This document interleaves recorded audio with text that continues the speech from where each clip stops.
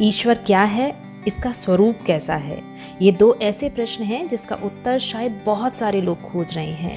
इन प्रश्नों के उत्तर से पहले अपने आप से, स्वयं से ये प्रश्न ज़रूर करें कि क्या हम सच में ईश्वर को जानना चाहते हैं या फिर सिर्फ अपनी जिज्ञासा के लिए जानना चाहते हैं।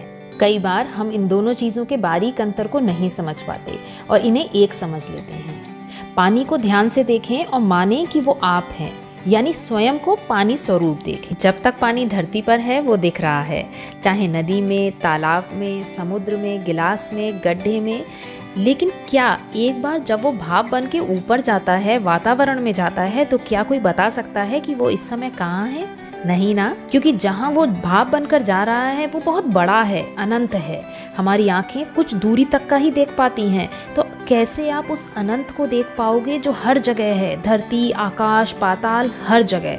हर स्वरूप की अपनी सीमा होती है, उसका आकार होता है। इसलिए जब हम मंदिर में ईश्वर की मूर्ति देखते हैं तो हमें लगता है कि यही तो ईश्वर है, और हम कितने भाव से, कितनी श्रद्धा से उनके आगे नतमस्तक होते हैं। और जब मंदिर के बाहर जाते हैं तो मन में यही भाव होता है कि भगवान के, ईश्वर के दर्शन कराए, उनको देख आए, उनसे कुछ अपने लिए मांग आए। वो दयालु हैं, वो आपको सब कुछ देते भी हैं, वो भी मुस्कुराते हुए। और आज जब मैं ये बात कह रही हूँ तो मन में एक ख्याल आया है और चेहरे पर हंसी आ गई है।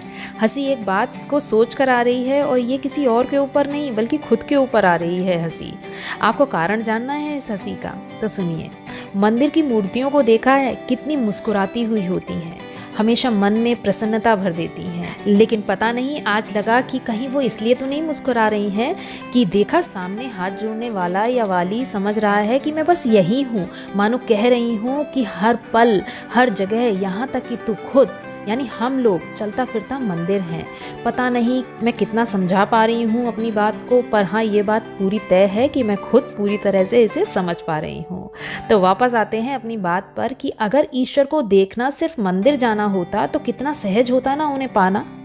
मंदिर तो मानो ऐसा हो गया कि जैसे हमने एक जगह बना दी किसी निश्चित काम के लिए। जैसे हम अपने घरों में मेहमान के लिए अलग कमरा बनाते हैं, बच्चों के लिए अलग, खाने के लिए अलग, ठीक वैसे ही हमने अपने को थोड़ा सा रिलैक्स करने के लिए, अपने को थोड़ा सा सुकून पाने के लिए, कुछ मांगने के लिए एक जगह बना दी और जिसका नाम रख दिया मंदिर।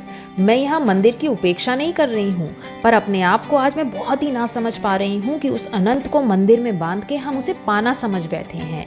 एक बार दिल में देखो, आत्मा में देखो, वो अंदर बैठा मुस्कुरा रहा है। अच्छा एक बात बताओ जो मेरे दिमाग में अभी अभी आई है कि अगर ईश्वर हमारे अंदर हैं तो ईश्वर स्वरूप हम हैं और हम स्वरूप ईश्वर हैं, यानी हम सब खुद उसका रूप हैं। लेकिन इस तथ्य को ना समझने के कारण पता नहीं हम क्या क्या किए जा रहे हैं। कुछ भी करने से पहले क्यों नहीं हम उनसे नजरें मिलाने की सोचते? आज से काम करना, जब भी कोई काम करो तो मंदिर की किसी मूर्ति की आंखों को मन में सोचो और सोचो कि आप उनसे नजर मिला के वो काम करने की परमिशन मांग रहे हो। नजरें मिला सको तो उनकी यस है, और ना मिला सको तो बिग नो है उनकी। है ना कितना आसान उन्हें जानना, उन्हें देखना, उन्हें समझना। पागल से हम पता नहीं क्या क्या किए जा रहे हैं, क्या क्या जतन करते हैं उन्हें पाने के लिए। उन्हें देखना चाहते हो, उन्हें पाना चाहते हो तो एक ही रास्ता है, खुद को देखो, खुद के शरीर को देखो, मन को देखो। और हाँ, अगर खुद के अंदर ईश्वर महसूस नहीं कर पा रहे हो तो अपने शरीर की सफाई करो, योग के द्वारा, श्वासों के द्वारा। ये शरीर मंदिर है भगवान का, जिन्होंने खुद बनाया है स्वयं के रहने के लिए। अपने को कम मत आंको, कीमत समझो अपनी, और हाँ कभी भी किसी और के लिए अपने आप को, अपने ज़मीर को मत हारो, जैसे पांडव हारे थे द्रौपदी को। अच्छा बड़ी सहजता से समझना हो इस बात को तो द्रौपदी का जुए में हारे जाने वाला वृत्तांत कितना सही है। द्रौपदी को कुछ पल के लिए अपनी आत्मा समझो, यानी ईश्वर समझो। द्रौपदी की इच्छा के बिना पांडवों ने उन्हें दांव पर लगा दिया और हार गए। और क्या हुआ आगे? महाभारत का युद्ध, यानी महाविनाश। ठीक उसी तरह हम न जाने कितनी बार अपनी आत्मा को दांव पर लगा आते हैं उससे बिना पूछे। तो सोचो वो हारोगे तो क्या होगा? विनाश ही ना। यानी अगर आपका विनाश हो रहा है, यदि तुम्हें तकलीफ मिल रही है, तो सोचो कि तुम कब और कहाँ अपनी आत्मा को दांव पर लगा कर आए हो। जवाब तुम्हें मिल जाएगा। बस यही तो ईश्वर है। तो बोलो तो सही कि क्या वो दिखा? नहीं ना।